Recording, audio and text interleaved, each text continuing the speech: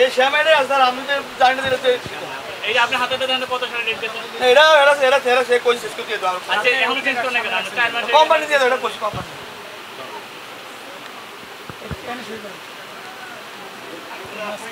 কোন এটা তো জুলুম করলেন স্যার, এটা জুলুম করলেন স্যার,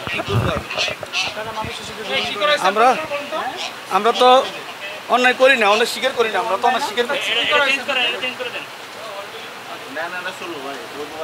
কলমটা না